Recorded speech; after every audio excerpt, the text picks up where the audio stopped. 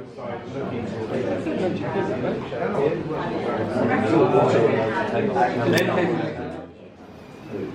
and con.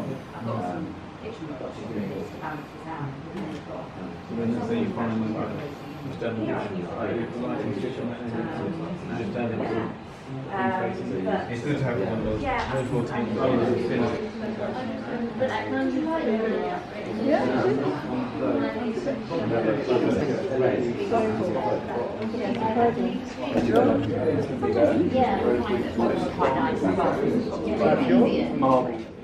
Natalie, what's the number on the top of the tube? So they're both on 2, so they're the same power, but because of the distance, the power will be slightly reduced. So we'll just have another shot in the dark and we'll see.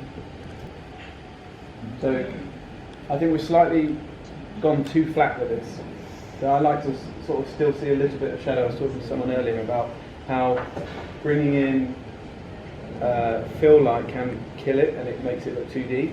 So the ways we can do that is by walking the light further away, so it's not having as much of an impact. So we bring it towards me, 1.5 difference, consistent. That's getting there. So you're still seeing the underside of the bread is still having detail in it, but it's not as exposed as the previous one. I'll show you the before one of that. That's the overexposed one at the front, I would say. So I just quite like the slight bit of separation. That just gives that 3D element, and you can then see just how beautiful the sort of out of focus background is. And for me, that is like a real sweet shot that I go for. And I like to be able to come down as low as I can. If I can lay on the camera on the table, so it's on the same like line of plane. That's really nice. What I would then start to do now is see with Natalie's help is to see if we can start adding in just some maybe of the cherry tomatoes or a few more props just to bring out the colour a little bit.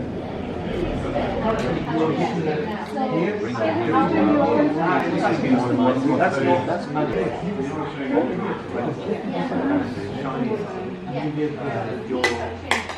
Try not to spend too long post-processing. I try and just keep the cropping in and basic things that I know that I can get as much of it in camera, and then just have a little cropping or a little bit of spot moving in the background. I wonder if we can do a flat lay as well. Have we got time? You guys alright to try another one? Yep. Just so I can show a bit more. So, Mark, could I have a 2470? Natalie, can we perhaps do something directly in front of us below?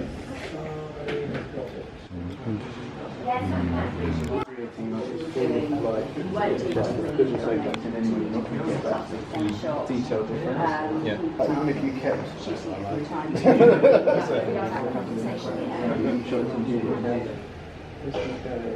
there you go.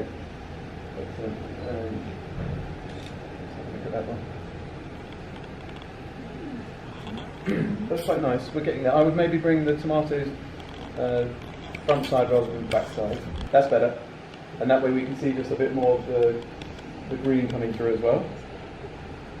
Excellent. So then that way you've got now, your eyes are still drawn straight to the middle. You've got the mix of colours coming in and the beautiful reds. The background, if we're in a perfect scenario, I'll move everything across just so we don't have that black corner coming in. That's before, and then that's the after. And if we come back a couple more, you just see the avocado and the cherry tomatoes on the side, they're slowly becoming darker. Now if we go as low as we can go on that, you'll have more light being able to drop around from the top. That's it. Go a little bit lower with it. There you go. Excellent. Let's see how this looks.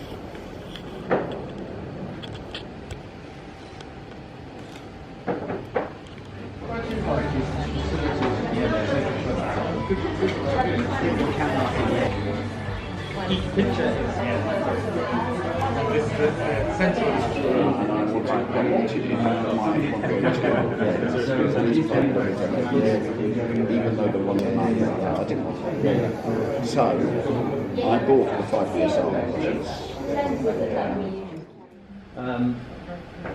Any questions so far? What have we got? Top right corner. Yeah, see that is the circle on the background, outside, which let's see what Tom's doing here. Let's see if this works. So we're trying to ignore that. I mean, that in Photoshop is a real quick fix as well. You can also crop in a little bit to try and sort of reduce that edging. Let's try it if we open our shutter speed up now. Just so in theory we're letting a lot more of that natural light flooding in. So it's basically more light coming in and hitting the sensor, but we've still got the same amount of flash coming out onto the product. It's saying it's naturally 2 stops overexposed at the bottom where it says +2. So we'll see if that has helped or hindered. Okay, so a bit too much, but you can, just by a couple of settings on the exposure, you can see how we've washed out the background and almost created a clean white background. But yeah, that black thing is